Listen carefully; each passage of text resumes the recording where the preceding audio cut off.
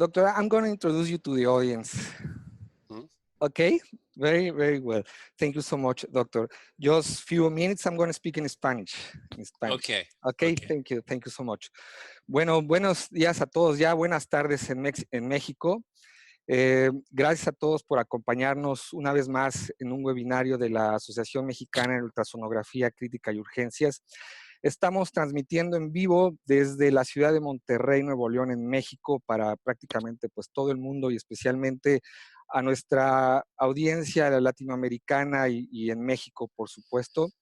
Estamos transmitiendo en vivo y además en vivo y en directo desde París, Francia, con el doctor Antoine Vieillaard-BARON, que en este momento los voy a presentar.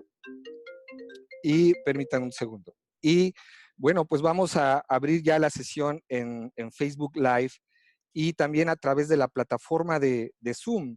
En estos momentos, también cualquiera de las personas que nos están escuchando en Facebook pueden meterse a la plataforma de Zoom y a partir de este momento quedará registrada su presencia en este webinario. Y solo recordarles que esta sesión estará de alguna manera avalada por el Colegio Mexicano de Medicina Crítica y tendrá 2 créditos precisamente para recertificación. Por lo tanto, todos aquellos que nos estén escuchando en Facebook pueden unirse a la plataforma y de esta manera podrán registrar su participación y les enviaremos posteriormente una constancia que acreditará haber permanecido en este webinario.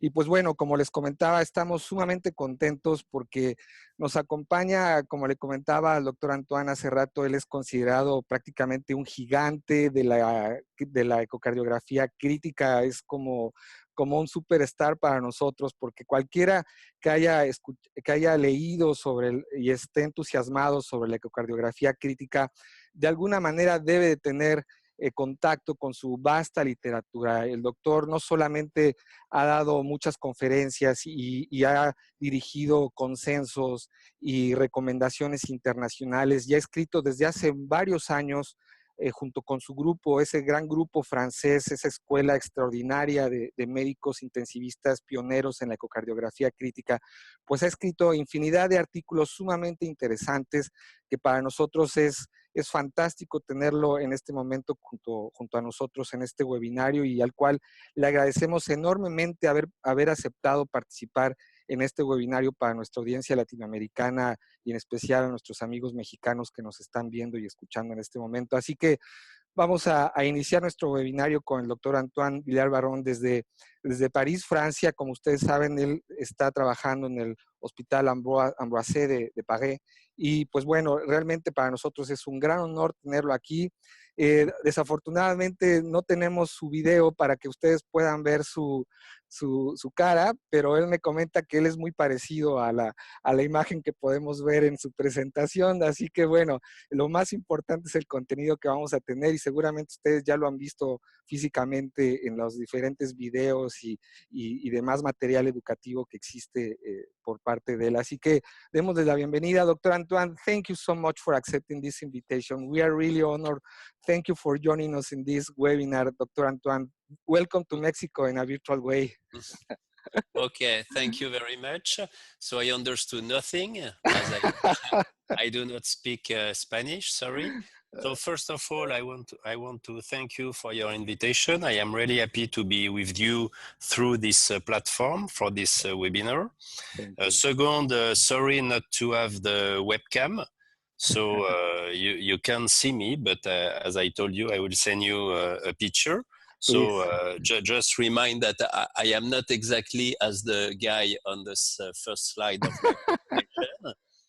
And third, sorry again for my French accent and my poor English. But I think that with the slides, it will be okay.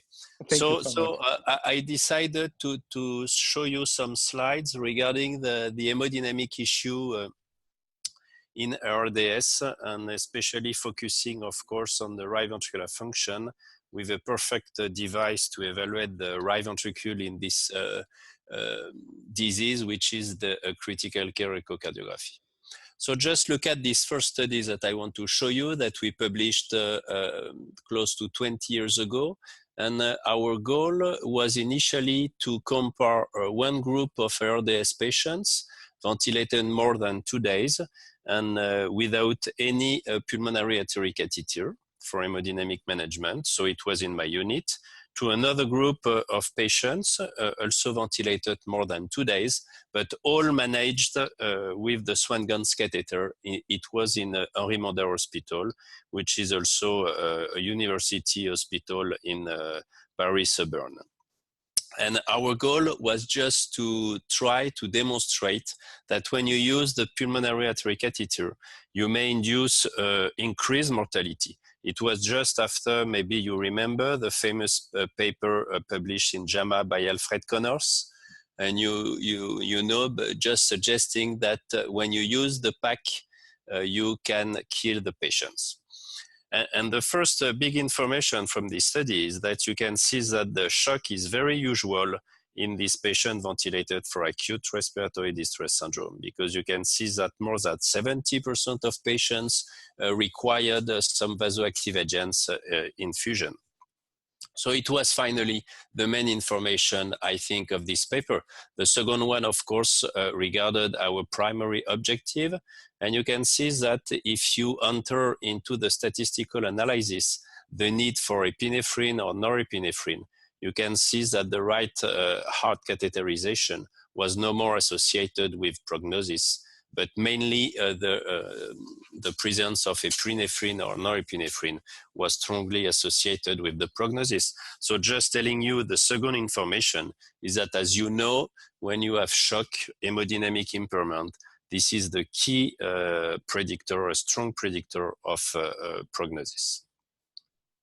So the second study that I want to show you, it's more a survey than a study. It was done 15 years ago, conducted by the European Society of Intensive Care Medicine. It was just to report one given day the number of acute respiratory distress syndrome patients ventilated in the European ICUs. And you can see the day of the survey, you have around 400 patients ventilated for acute respiratory distress syndrome. And this is an important information. You can see that on that day, so not before or not after, just on that day, half of these patients had an associated circulatory failure. And we have some information in this study about the mechanism. You can see that half of this patient with circulatory failure, it was in the context of severe sepsis or septic shock. And you know that in this situation, the hemodynamic failure is not specifically related to ARDS, but more to the septic process. And this is something that you can very easily observe using the echo. Here, this is a transesophageal echo. You recognize the left ventricle and the right ventricle. You can see the right ventricle is non-dilated, but look at how poorly contracts the left ventricle. So this patient had the septic cardiomyopathy, which was responsible for the shock during the septic process. But you have, as you know, another mechanism, which is hypovolemia. And usually we use this parameter. This is the supervena cava here. And you can see using the time motion study, look at the airway pressure trace. You can see that during each TADI ventilation, the supervena cava collapse. And so this is very, it is very likely that this patient, if you give more fluids, will respond to fluids and you will improve the hemodynamic status. So in this kind of patients ventilated with ARDS, the causes of shock is more related to the septic shock, so either septic cardiomyopathy or still hypovolemic status, or of course vasoplegia that you cannot directly diagnose using the critical care echo. Just very quickly, few words, but it's not the issue of this webinar, but just a few slides regarding the parameters of fluid responsiveness that you can use by a critical care echo. And you can see this study that we published a few months ago in the Blue Journal. you can see that we included more than 500 patients with shock, whatever the cause of shock. You can see that many of them were ventilated with a low Tidal volume, and some of them were ventilated for acute respiratory distress syndrome. And just to show you, among all the different echo parameters used to predict the need for fluids or the response to fluids, you can see that the respiratory variation of the maximal velocity of the aortic flow was the most sensitive parameter, whereas the respiratory variation of the supravena cava, as I showed you previously, was the most specific parameter. So just go back to this server. You can see, so half of the patient had the circulatory failure related to the severe sepsis or septic shock. And so the other half had no sepsis, but actually circulatory failure. So it was related to another mechanism. And this is probably the more exciting part of the webinar. Indeed, as you know, in acute respiratory distress syndrome, you have many injury at the pulmonary circulation level. And so you may induce significant pulmonary hypertension. You have this paper published by Laura Price, very nice paper, just summarizing the different mechanisms explaining the pulmonary hypertension in ARDS. You can see that due to the inflammation, you may have intravascular occlusion. So at the pulmonary capillary level, you may have micro thrombosis. So in the very small vessels, you can see that, of course, you may have pulmonary arterial vasoconstriction due to hypoxia, but also to hypercapnia. This is a key point. Probably you know that when the PCO2 increased, you induce some vasoconstriction of the pulmonary circulation. So on that part, you have only to treat the cause of the disease and maybe to optimize the oxygenation and to limit the degree of the hypercapnia. But you have also here another mechanism, which is the distenning pressure of the alveoli, which may compress the pulmonary capillary. And so it is directly related to the respiratory settings and the respiratory strategy that you apply to your patient, the level of plateau pressure, the level of PEEP, and so on. And so higher you induce a distension of the alveoli, higher you will induce some compression of the pulmonary capillaries and pulmonary hypertension. And this may have a direct effect on your patient and also on the prognosis on your patient. Maybe you know very well this study, the ARDS study, published a few months ago in the JAMA.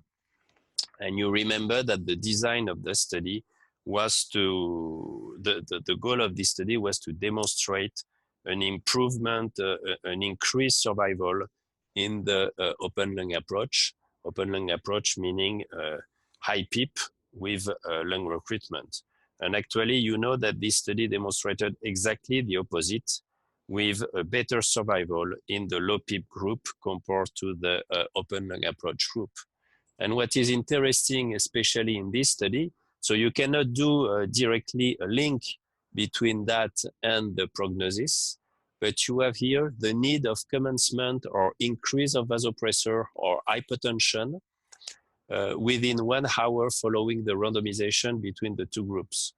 And you can see that applying the lung recruitment maneuver with the high PEEP induce much more hemodynamic impairment compared to the low PEEP group. And it could be a cause, at least it's my feeling, it could be one of the cause of this increased mortality rate, unexpected increased mortality rate in this group.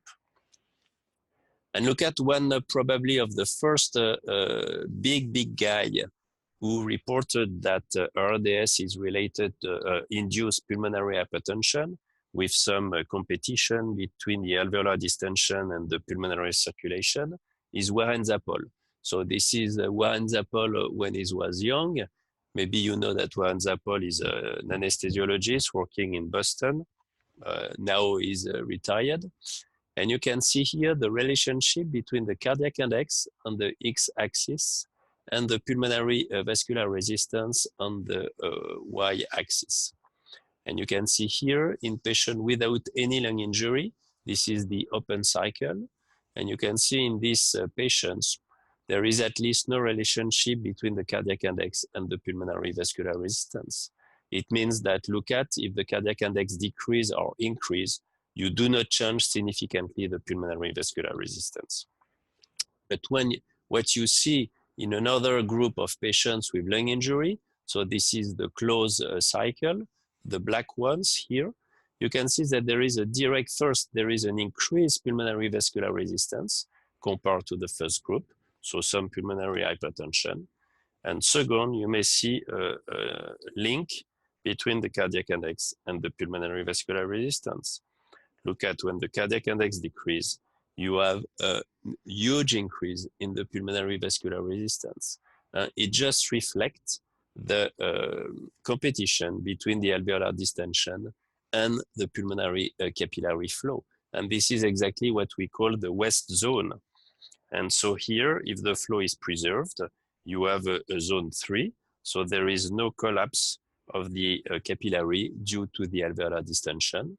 While if the flow decreases, you are here, and this is a zone 1, west zone 1, you have a complete collapse of the pulmonary capillary due to the distension of the alveoli. And so this is why in ARDS, you may typically observe in some patients a pattern of right ventricular failure using echo that we call acute cor pulmonale. And so here, this is transesophageal echocardiography. You have the mid-esophageal view with the left ventricle and the right ventricle. You can see the right ventricle is bigger than the left, so severely dilated. And this is a transgastric view with a paradoxical septal motion. You can see this abnormal motion of the interventricular septum. So this association of right ventricular dilatation and paradoxical septal motion defines the cor pulmonale. And it's not so rare if you look at the different studies performed in ARDS. The first one that we did systematically a transesophageal echocardiography in this patient submitted to a protective lung ventilation. So it means that all patients were ventilated with a limited plateau pressure, much lower than 30 centimeters of water. And you can see that despite this protection, the incidence of acute cor pulmonale was 25%. It was a small series of 75 patients published in 2001. And you can see that later in the same issue of Intensive Care Medicine Journal in 2013, you have two big studies with 200 patients and 226 patients, all ventilated once again with a limited plateau pressure. And you can see that the incidence of ACP was quite the same, around 22.5%. So it's not very, very frequent, but you may observe that every 4 patients, even when you ventilate the patient with a lung protective approach. And just in the second study, to tell you that I show you mainly transesophageal echo because this is my usual care, my usual management in these ventilated patients. But that's interesting to see that in this second study, they compared the diagnostic accuracy of the transthoracic approach and the transesophageal approach as a gold standard to detect the cor pulmonale. And clearly, you can see that the specificity of transthoracic echo is very high, very good. So it means that if you have good views using the transthoracic echo, and if you observe some cor pulmonale, it means that there is cor pulmonale. But the sensitivity was not very good. The sensitivity was low compared to the TE, because as you know, in these patients, in many situations, you cannot obtain good views because you have fluid overload, you have high PEEP, you have drain sometimes, thoracic drain, chest drain. So it's quite difficult to have very good views to do the diagnosis. So this is a message that I want to give you. In this patient, probably the best approach is the transesophageal one. When you have a right ventricular failure, an acute cor pulmonale, of course, you may alter the hemodynamics. So this is a little bit small, But if you look at this study, you have patient without cor pulmonale and patient with cor pulmonale. And you have here the percentage of patient with shock. And you can see it was 86% patient with shock in the cor pulmonale group compared to 67 in the non-cor pulmonale group, and the difference was significant. But probably I think, and this is something that most of physicians, they don't care about that, but it's very a key point, is that, as you know, in most of the guidelines recommend to score the severity of the ARDS using the blood gas analysis and especially the PNF ratio.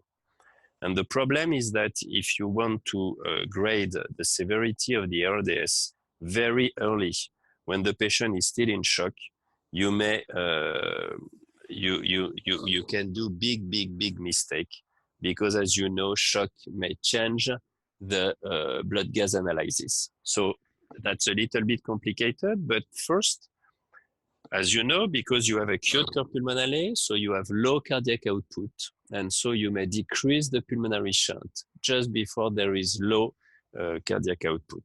And so you underestimate the lung injury. And it was very nicely demonstrated in this study by François Lemaire and François Jardin. This is patient with ARDS under VA ECMO.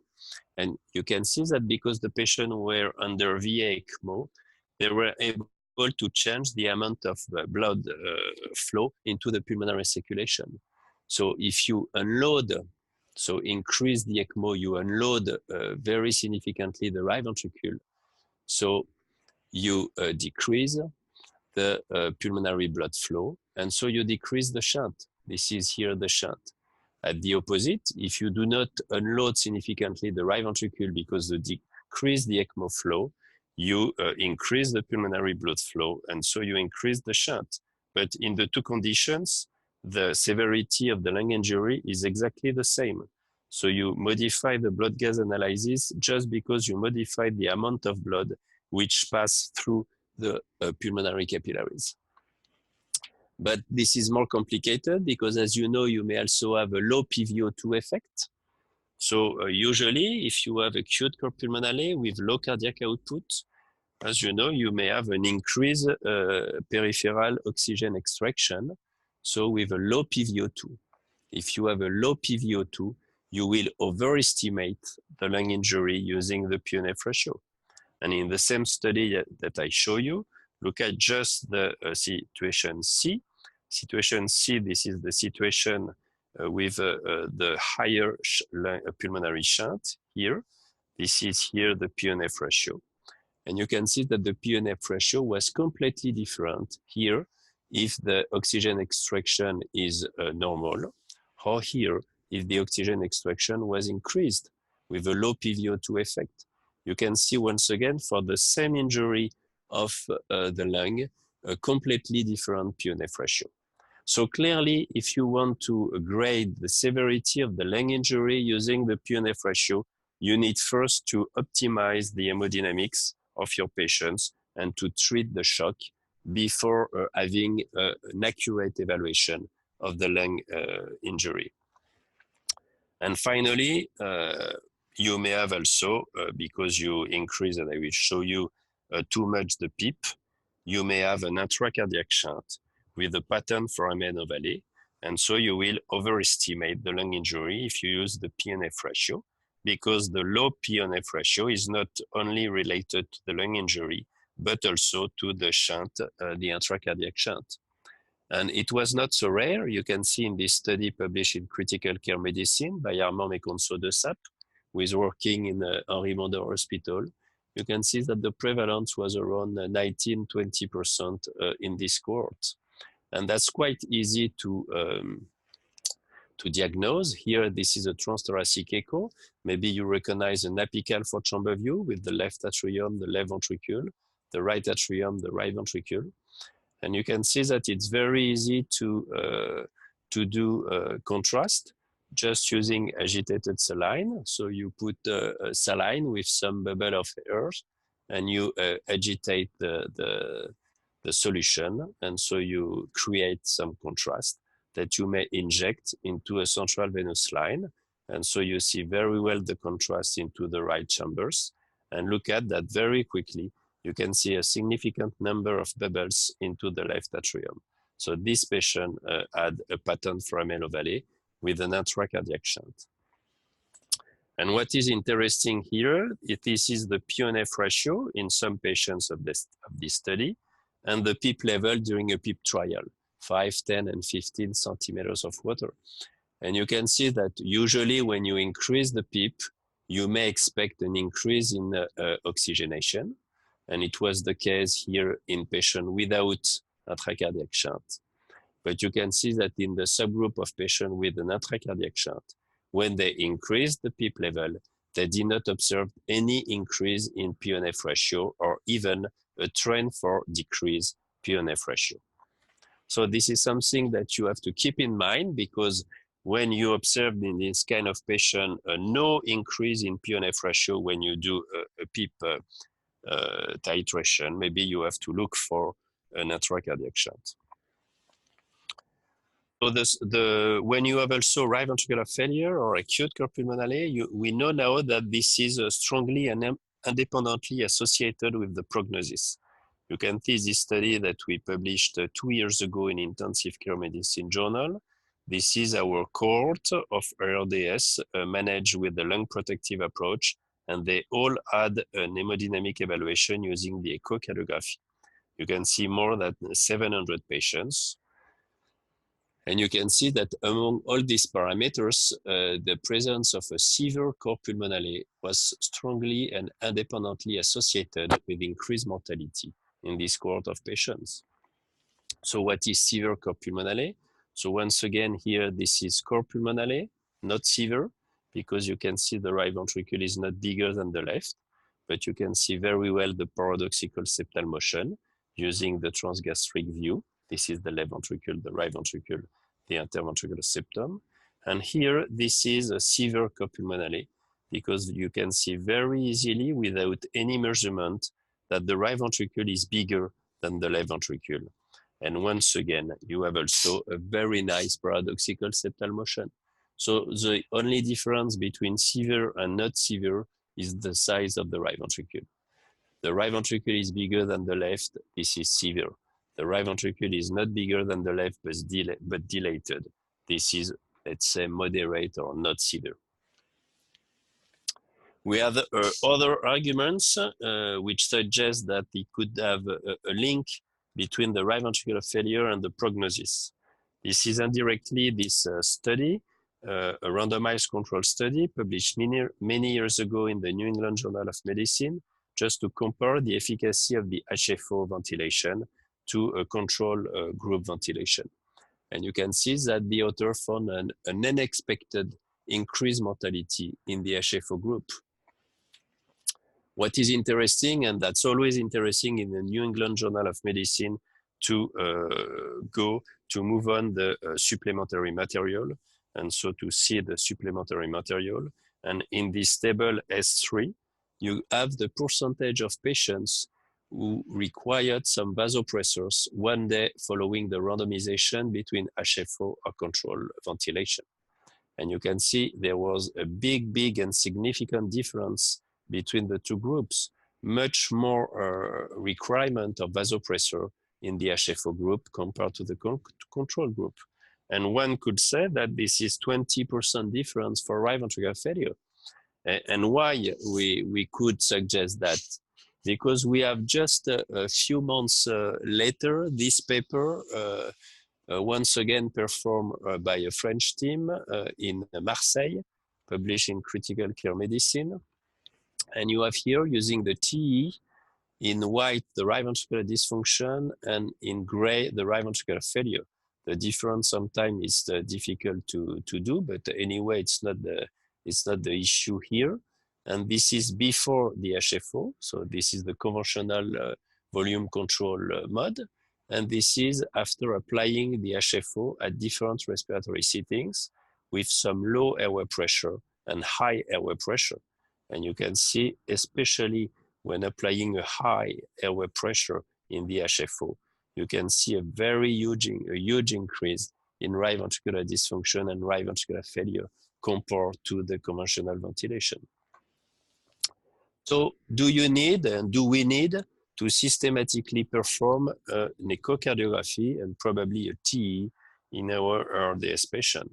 So you have two different approaches. The first is yes, if you believe, and I believe, and apply a right ventricular protective approach. So in this situation, and this is my usual care, we perform in my unit systematically, whatever the hemodynamic situation, a transesophageal echocardiography in our patients at day 1, day 2, and day 3, because this is the critical days in these patients. And one of the goals is, of course, to evaluate the hemodynamics, but the other is to use the right ventricular function evaluation to apply a right ventricular protective approach. And you can see here very briefly what could be a right ventricular protective approach. I do not have enough time to go too much into details step by step, but this is first, and really the main things is to limit the plateau pressure below 27 centimeters of water. And if you do that, maybe try to limit the driving pressure. Is to limit, of course, the PSCO2 by increasing the respiratory rate and by removing the heat and moisture exchanger to limit the anatomical dead space. This is to adapt the PEEP to the right ventricular function and the plateau pressure, and I will show you two different situations later on. And maybe if there is right ventricular failure, you may have to consider to decrease the PEEP. And very quickly, and especially in the most severe patients, you have to consider proning after 2 days under mechanical ventilation if the patient is still severely hypoxemic. And I will show you that it may also improve the right ventricular function. To look at for the plateau pressure, this patient in my unit was ventilated with a low tidal volume, a low PEEP, but you can see that despite these low respiratory settings, the plateau pressure was too high, 33. You can see that the PO-NF ratio was 100 millimeters of mercury, and the patient had a PCO2 67 millimeters of mercury. The hemodynamic situation was not very good with the low systolic arterial pressure, and the patient was tachycardic. You can see it's not a movie here, it's a picture.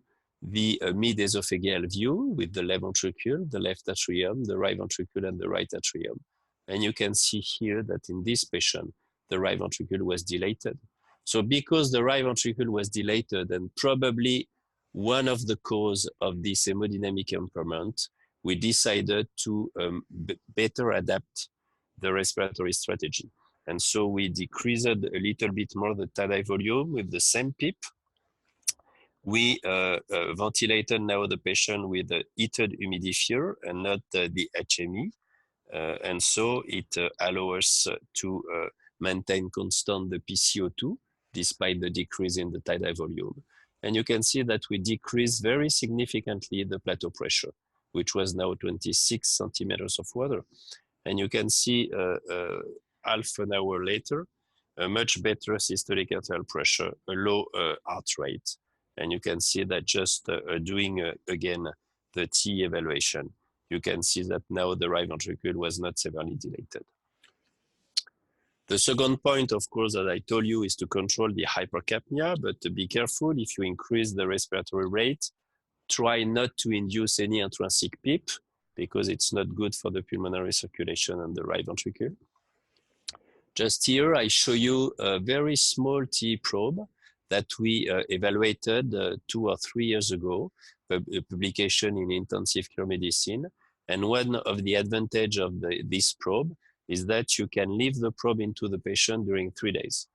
And so look, for instance, here at day 1, 7 p.m., you can see that the right ventricle is very severely dilated. You can see that the left ventricle is compressed. Look at how is dilated the right atrium with a bulging of the interarterial septum toward the left atrium. So the pressure into the right chambers is very, very high. And you can see the PCO2 here was very elevated. Look at a few hours later, 12 hours later, the morning after, 7 during the morning, you can see that we succeed to limit the PCO2 at 55, and look at now in the same patient, there is no more right ventricular dilatation. Look at how is triangular the right ventricle. So this is the normal shape, and you can see no more bulging of the interatrial septum toward the left atrium. So probably a huge decrease in the pressure into the right chambers.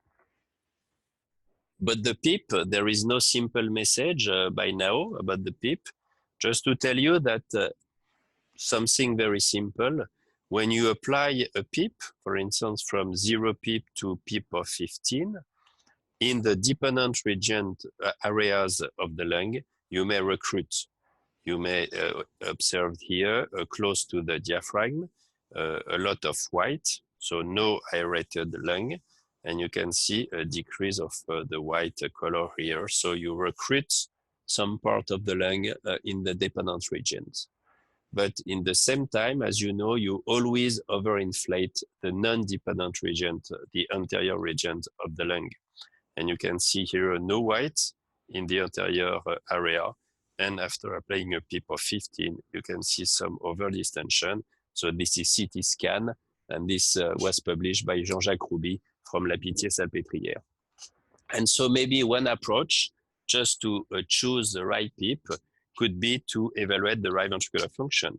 Very simply, the hypothesis is that if you mainly recruit without inducing overinflation, so no compression of the pulmonary capillaries, you will not induce a right ventricular function impairment. At the opposite, if the recruitment is low with a huge overinflation, probably that you will induce right ventricular failure and acute pulmonary. And this is something that we try to demonstrate in this study published in Intensive Care Medicine, but this is a small number of patients. This is a pilot study. And you have here, using the TEE, the decrease in the right ventricular stroke index induced by the increase of PEEP from 7 to 14. And you have here the increase in the lung recruitment induced by the increased PEEP. So you have here these patients. When you increase the PEEP, you induce a very significant recruitment. No, you induce, sorry, at least no recruitment, so probably a lot of overdistension. And so you have a big, big effect with a decrease in right ventricular stroke volume in this patient. Look at this, this patient. This is PEEP 7. You recognize the transgastric view with the left ventricle is hyperkinetic. So this patient is septic. You cannot visualize the right ventricle. There is no paradoxical septal motion. Look at after applying a PEEP of 14, you can see now the picture is completely different. First, the left ventricle is still hyperkinetic, but you can see now that the right ventricle is dilated and there is some paradoxical septal motion.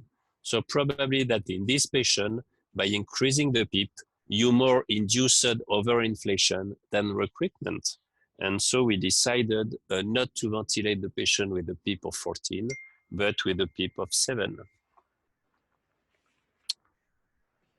At the opposite here, you have some patients where you increase the PEEP, you induce a very significant lung recruitment.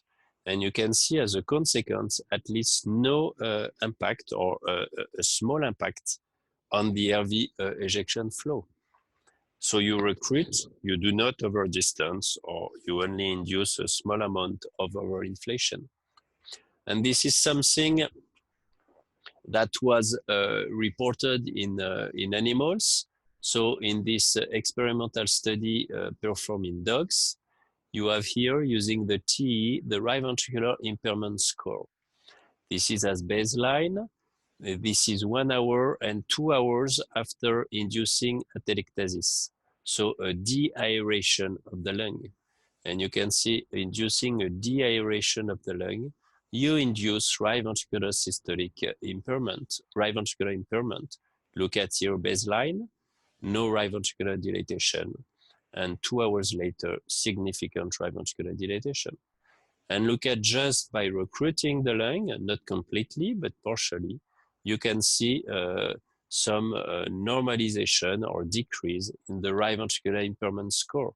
And you can see that the right ventricle is still a little bit dilated, but not too much.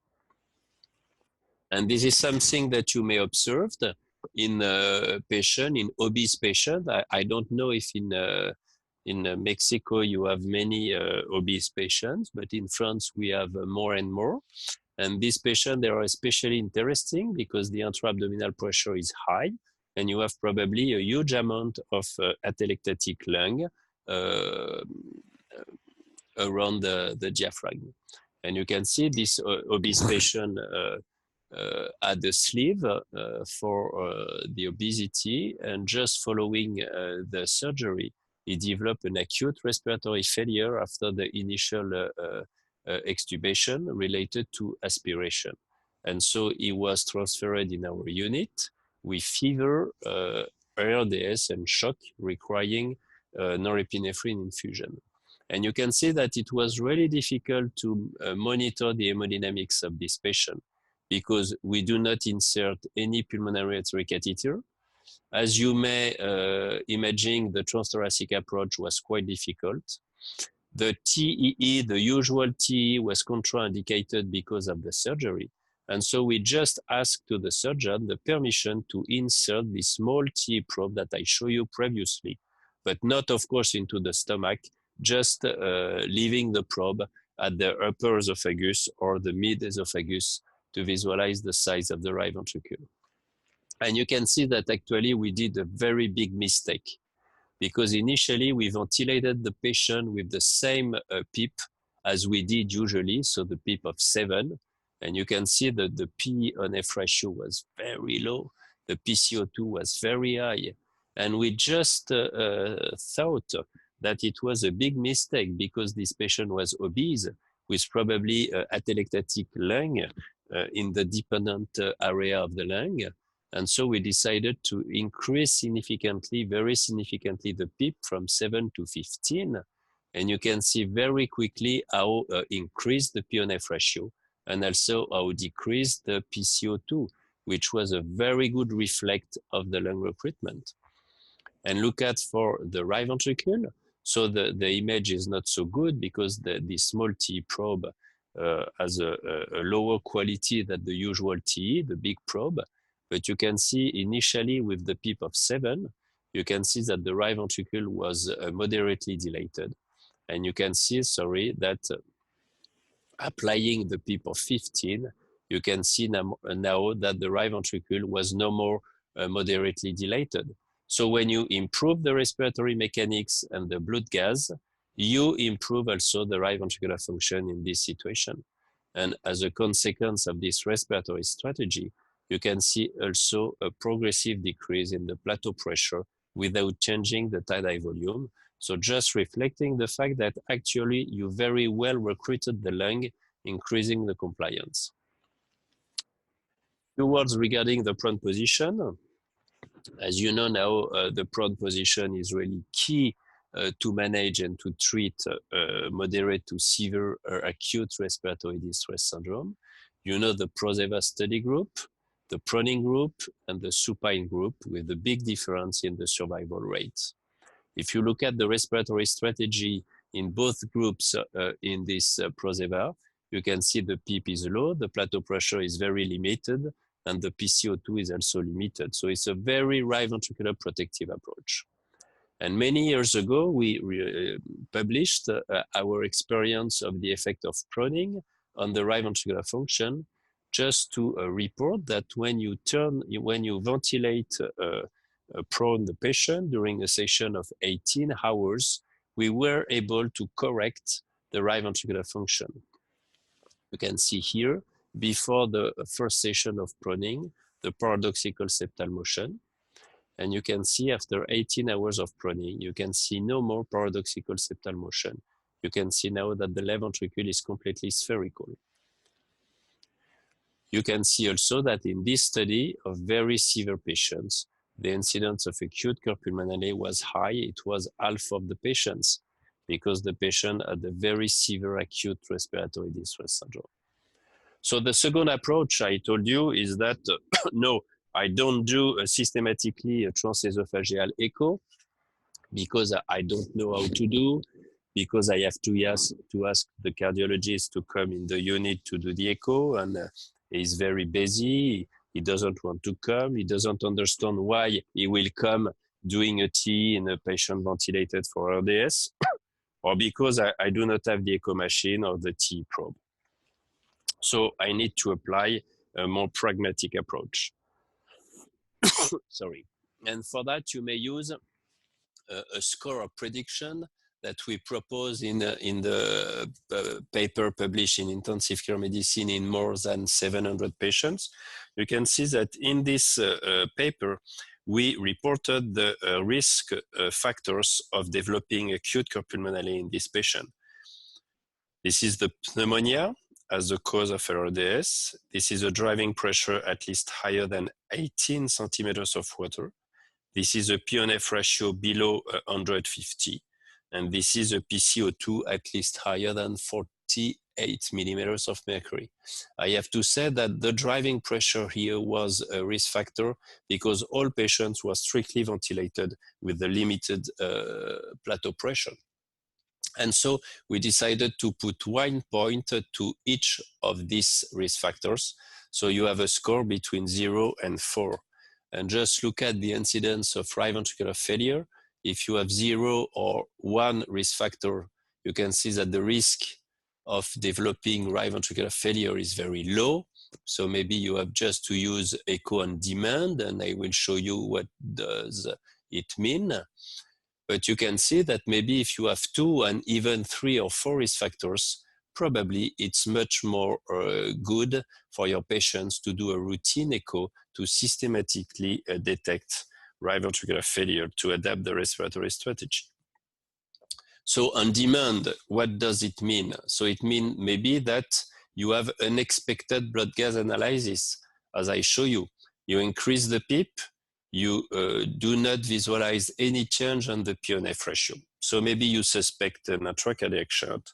So please perform an echocardiography just to look at the right ventricle. It could be because you invasively monitor the blood pressure, and I think this is quite mandatory in this kind of patients, and you visualize some significant pulse pressure variations. So that's key to understand that. If you visualize pulse pressure variations, it does not mean, especially in this kind of patients, that the patient is fluid responsiveness. It just means that you have a bad interaction between the ventilator and the right ventricle. And so you have to do an echocardiography to understand why you have this bad interaction. Indeed, maybe your ARDS patient is still hypovolemic because the right ventricle is non-dilated. You have respiratory variation of the supravena cava. The central venous pressure is low. If you perform a transthoracic echo, you will visualize a small IVC. And so here, if the patient is still in shock, you may discuss fluid expansion, but discuss the balance between the benefits and the risk in this kind of patients. But at the opposite, you may have the same pulse pressure variations, but now the right ventricle is dilated, or even you have a pattern of acute pulmonary. There is no respiratory variation of the supravena cava. The central venous pressure is elevated, and the IVC is large. And here it means that there is a right ventricular overload. And so this is more an afterload effect of mechanical ventilation than a preload effect. And here we know that you do not have to give more fluids. You have to discuss norepinephrine and mainly to adapt the respiratory settings to the right ventricular function and to adapt the respiratory strategy by discussing maybe in this patient the prone position. Look at an example. This patient ventilated with a lung protective approach. You can see that the blood pressure was low, the heart rate was high, and you can see very significant pulse pressure variations, 27%. Increased blood pressure during Tidal ventilation, decrease during expiration. So usually, once again, when you look at the literature, many authors tell you that you have to give more fluids or to consider more fluids in this kind of patients. Actually, it's not systematic, especially in this kind of patients. Look at actually how was the right ventricle in this patient. You can see a huge dilatation of the right ventricle. You can see that the left ventricle is completely compressed. Once again, you can see how is moving the interatrial septum toward the left atrium, so suggesting that the pressure into the right heart is very elevated. And this patient did not have any respiratory variation of the supravena cava, and so do not consider in these patients to give more fluids. It will be first not efficient, and second, probably very dangerous for your patient. So in conclusion of this webinar, before questions if you have, there is no magic strategy to ventilate ARDS patient. You know that the strategy has to be adapted patient per patient, and echocardiography clearly is a big, big help and should be used in most of our ICUs. There is clearly a strong link, a strong concordance between the ventilatory strategies, which has been proven to improve prognosis, and their beneficial effects on the cardiovascular system, and especially the right ventricle. And this is the case for the prone position, or at the opposite, you have a strong concordance between the ventilatory strategies, which has proven to decrease survival as the HFO, and their deleterious effect on the right ventricle. And so a right ventricular protective approach has really now to be considered and should now be evaluated. And for that, you absolutely need to perform transesophageal echo. So just to conclude, I show you this website that we developed many years ago. And this is in French, but also in English. And you have open educational resources. And in the open educational resources, you have different chapters about the main views, transthoracic and transesophageal, cardiac tamponade, heart-lung interactions, acute corpulmonale. And so you have figures and videos that you may visualize to understand a little bit more what I told you. Thank you for your attention, and I don't know if we have time for some questions. Thank you for your amazing presentation, Antoine. We are really, really excited. Thank you so much. Of course, we have time for questions, Antoine. I'm going to speak in Spanish for a while. Gracias por permanecer con nosotros. En este momento nos disponemos a la fase de preguntas. Desde luego pueden hacerlas a través de la plataforma levantando la función de levantar la mano. Y les podemos dar audio si quieren hacer su comentario directamente, desde luego en español, o bien de manera escrita, que ya estoy visualizando algunas de sus preguntas. Desde luego ahorita se las vamos a hacer al doctor Antoine, ya sea que las hagan en forma escrita o a través del audio. Les recuerdo que esta conferencia tiene aval del Colegio Mexicano de Medicina Crítica. A todos aquellos que están afiliados a nuestra asociación, les mandaremos, por supuesto, una constancia de acuerdo al registro que la plataforma nos provee. Muy bien, vamos a hacerle algunas preguntas al doctor Antoine. Dr. Antoine, I have one question. When we visualize or we realize that the patient has an ACP secondary or as a consequence of our mechanical ventilation strategy, and we modify the settings in order to decrease the size of the right ventricle. But when we modify the settings, doctor, and the patient immediately shows a decrease in the oxygenation as a consequence of the modification in the ventilator, what do we have to do? What should we do, Dr. Antoine, if we modify the settings in order to decrease the size of the right ventricle and immediately the oxygenation drops? What do we have to do? So it's a good question, and this is especially for the most severe ARDS patients, in whom indeed, if you want to limit the plateau pressure, limit the PCO2, not decrease too much the PO-NF ratio, not increase too much the PEEP, at the moment it's very difficult to deal, to play with everything. And so probably the magic solution is to turn prone the patient and to ventilate the patient in prone position. And really this is magic for the patient and for the right ventricle. because when you turn prone the patient, you decrease the plateau pressure, good for the pulmonary circulation, good for the lung. You decrease the PCO2 because you recruit the lung, so it's very good for the pulmonary circulation and the right ventricle. You increase the PO-NF ratio, so it's good for the pulmonary circulation and for the patient, but you increase the PO-NF ratio without increasing the PEEP. So you have the beneficial effect, but not the deleterious effect of increasing very significantly the PEEP. And so that's really, really magic. So what we know in the literature is that when you do that in patients when the PO-NF ratio is below 150, you may save life, definitively. But what we don't know, and what I would like to test in the future, is that if we do that, not for a blood gas analysis indication, but for an hemodynamic indication, which is right ventricular failure, do we improve the prognosis of our patients? My feeling is yes, but to be honest, it was never proven by now. Exactly.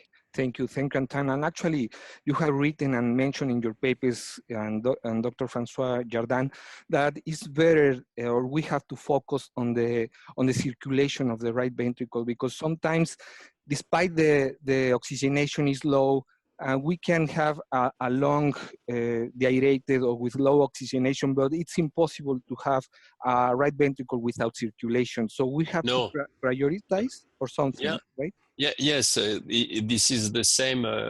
If you think about the open lung approach, exactly. Let's say that it's possible to completely open the lung. It's not. It's not sure that it's possible, but imagine it's possible. Mm-hmm. So you completely open the lung. Good, but if there is no blood now passing through the lung for the blood gas exchange, why do you want to open the lung? You need to have an aerated lung with blood coming through the lung. So you need absolutely to preserve the right ventricular function and the right ventricular ejection flow. This is absolutely mandatory if you want to improve and to manage your patients. Yes, exactly. Actually, there is a very good editorial from you and Dr. Francois about this. And Doctor, and what about, because the consensus and the consensus and the statements about ARDS, sometimes they don't consider the right ventricle approach. So you have claimed, and you have mentioned in a lot of papers, that it's important to take into account the right ventricle when we are ventilating our patients, right? Yeah, yes, but you're right. But the reason why is that this is not evidence-based medicine.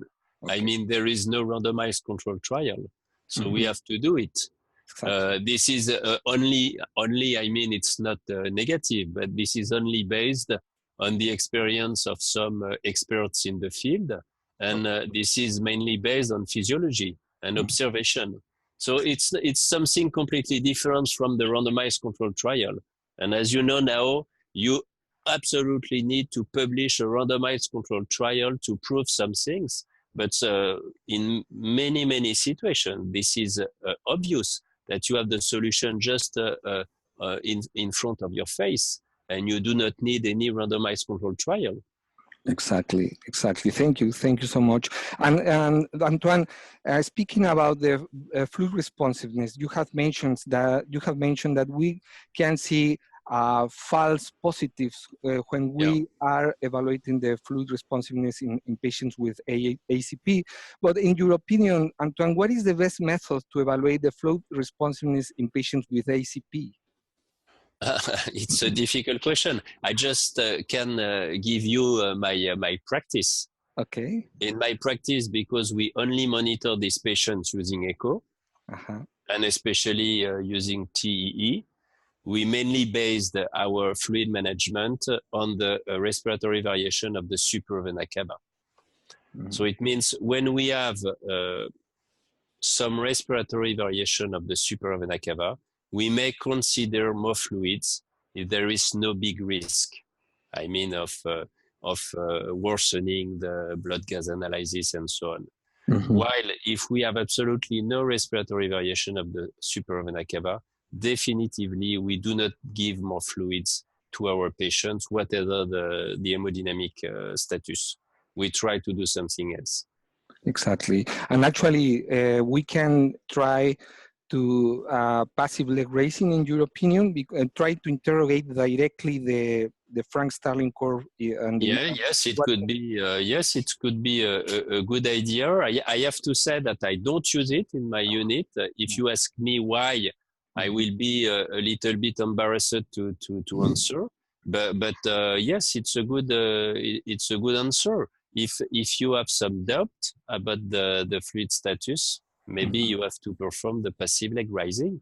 But use the echo to monitor the change in the stroke volume before and just during the passive leg raising, because at that time you need to use a device which give you an instantaneous evaluation of the stroke volume and not an average. You understand the difference?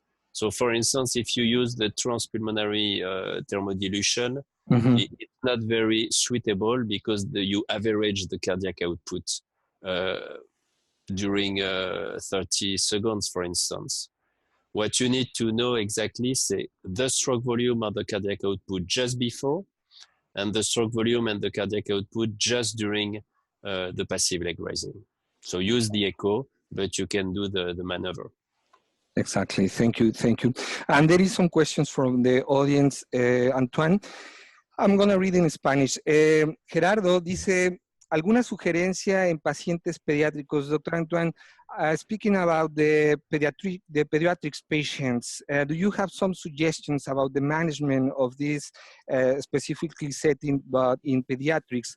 Maybe, is it the same approach in pediatrics? What's your experience, or what you have to say for the pediatricians, Antoine? Yes. So first, I have to say that I have absolutely no experience with the pediatric patients. But second, what I have to say, I think that in these patients, the critical care echocardiography is very suitable because you have most of the time, even using the transthoracic approach, very nice views. So it's very easy to accurately evaluate the hemodynamics using the echocardiography. And I think that the pediatric intensivists, they use a lot this kind of device to evaluate the hemodynamics in their patients. Okay, very, very nice. Thank you, Antoine. There is a person who wants to speak. Doctor, no tenemos tu nombre, pero parece que quisieras hacer algún comentario en audio. Tu correo es spiritmd13. Parece que quieres hacer alguna pregunta en audio. Parece que sí. ¿Quieres hacer alguna pregunta, doctor? Sí, así es acerca de qué tan sensible pudiese ser la ultrasonografía pulmonar para valorar la ganancia del área pulmonar posterior a las maniobras de reclutamiento. Okay. Well, Antoine, this is a question from long ultrasound. The doctor is questioning about if we can use the long ultrasound for evaluating the recruitment, the impact of the result of the recruitment maneuvers, Antoine. Yes, sure. It was proposed and published, I think, by Jean-Jacques Rouby's team once again. And indeed, you may evaluate the recruitment of the lung during a PEEP trial using the lung ultrasound. Exactly. The only limitation, which is, let's say, a big limitation, is that you do not have any sign of overdistension using the lung ultrasound, while you have some sign of overdistension using the CT scan. So lung ultrasound, you can do it at the bedside, but you cannot evaluate the overdistension. You can evaluate the recruitment, while the CT scan is still not at the bedside, but you have the recruitment and the overdistension. Exactly. So, and just for the T, you have also some papers coming from Japanese teams, just reporting that if you perform a transesophageal echo evaluation, just if you look at the transgastric view, and if you turn completely the T probe, not toward the heart now, but toward the lung, you may visualize very well for instance, the atelectatic lung in the base region of the lung. And so you may evaluate how you rearrate this part of the lung if you increase the PEEP, for instance. Exactly. So definitively, you may use the lung ultrasonography in these patients. In these patients, of course, Antoine, but well, there is something that we have to take into account always. Even though we have, or we are using, at that moment, we are using the lung ultrasound in order to see the reaeration in the lungs, we never, we always have to see the right ventricle, even though we are watching or evaluating the lung, because sometimes the physician pursues to reaerate the lung, but and they are monitoring the lung with the ultrasound. But we need to always take a look at the right ventricle, because if we only see the lung and we try to reaerate the lung, we can overinflate. I fully agree with you completely. And there is by now no study combining the echocardiography and the ultrasonography. No, es francés, habla un inglés medio raro. And this is something that you could do. I mean, we need a study combining the lung ultrasonography and the echocardiography to evaluate different respiratory strategies on the lung part, but also on the right ventricular part. Exactly. Okay. Well, there are one more questions. If you allow me, Antoine, please. Yeah. El doctor Oscar dice, ¿qué papel tendrían estos pacientes la elevación de las troponinas y del BNP como marcadores de lesión miocárdica, adicionalmente a la evaluación con ultrasonido? Antoine, one doctor is questioning about the role of the troponin elevation and BNP as markers of myocardial injury, beside the ultrasound approach. What is the role of the troponins and BNP in this kind of patients with AACP? So two very different roles. First, I have to say that it was mainly proposed as a prognostic marker in pulmonary embolism. In ARDS, it's not so clear. But the BNP, it's very simple. This is the pressure. So BNP only reflects the pressure into the right heart, or the left heart, of course, but here into the right heart. Exactly. While the troponin is probably much more interesting, because this is not the pressure, this is the stress, the parietal stress of the right ventricle. Exactly. So this is something different. It means that you have functional ischemia due to the increased stress of the right ventricle. Exactly. But I mean, as you know, there is many confounding factors in the ICU, especially for troponin, because of acute kidney injury, because of many different factors, which may contribute to increase the troponin. So I think probably if you may perform an echocardiography, it's probably better to do it rather than to follow the patient with the biomarkers. Exactly. Ok, Antoine. Bueno, hay otra persona, otro médico está preguntando si considera en un futuro considerar el trabajo respiratorio, el WOB del paciente y el ventilador dentro de los parámetros a evaluar en conjunto a la presión de distensión, o sea, a la driving pressure.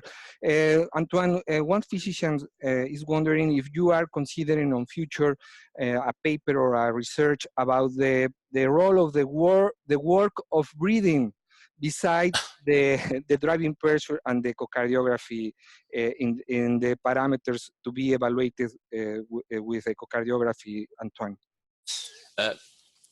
I don't know if it's really the work of breathing. This is mainly more the driving pressure produced by the patient doing a spontaneous inspiratory effort. And this is something related to the Tidal volume. So that's complicated to imaging or to design a study specifically focus on this point. But maybe the physician that asked the question has some idea about the relation between the work of breathing and the right ventricle. But I think this is more linked to the Tidal volume rather than to the work of breathing itself. Okay, Antoine, thank you so much. And another physician wants to know if, do you consider the assessment of the right ventricle and acute cardiopulmonary, is it suitable with transthoracic echo? We can evaluate the right ventricle with transthoracic echo in optimal window in patients who has an optimal window. And if you can evaluate the presence of patent foramen ovale in patients by using the color Doppler and not only the saline solution, okay? So for the first question, definitively yes. Okay. If you have good views, good windows, you may use the transthoracic echo. I prefer the TE because the TE is less operator dependent. I mean, if you do the TE evaluation at 2 hours in the morning, and if another physician is doing once again the TE evaluation 12 hours later, if there is something different between both evaluations, this is probably not due to the operator or to a different views that you obtain, but this is something different related to the hemodynamic status of your patient. So you may evaluate using the transthoracic echo, but the TE is less operator dependent. Exactly. Okay. For your second question, just excuse me, remember the second question? Yes, if yes, the patent foramen ovale. The patent foramen with by using Doppler. Okay. No, I do not recommend to use the color Doppler. Indeed, you may visualize the intracardiac shunt when the shunt is very significant. But it's much more sensitive to use contrast and to inject agitated saline. This is very simple without any deleterious effect. So I really recommend to use this approach and not just using only color Doppler. Exactly. Okay, Antoine. And one more question. In your opinion, Antoine, what is the role of the VTI variation, but pulmonary VTI variation by using transthoracic echo in order to detect or to identify long over distension by using the VTI of the pulmonary flow? So when you use the respiratory variations of the right ventricular VTI, this is just, if I can say, to detect a bad interaction between the ventilator and the right ventricle. Okay? If there is no respiratory variation, the ventilator has no effect on the right ventricular function. If you have respiratory variation, there is some effect of the respirator on the right ventricular function. But what you don't know at that time is either this is a preload effect or an afterload effect. And if it's a preload effect, you may observe the collapse of the supravena cava during Tidal ventilation. If it's an afterload effect, you may observe the significant right ventricular dilatation of right ventricular failure SCP and no respiratory variation of the SVC. So you may just diagnose the interaction between the ventilator and the right ventricle, but you don't know the mechanism. But it's very easy just to move and to look at the SVC and the right ventricular size just to know the mechanism of these variations. Okay, thank you. Do you have time for another question, Antoine? Maybe the last one? The last one. Yeah? Yes, okay. the last one. This is the last one, and we appreciate your willingness, Antoine. Thank you so much. Actually, the question is in English. It says, using an echocardiographic diagnosis of ACP in patients with ARDS, you have reported an incidence of 13% when the plateau pressure was maintained between 18 and 26 centimeters of water, and 32% between 27 and 35 centimeters of water, and 55% when the plateau pressure exceeded 35 centimeters of water. Do you have new data about that?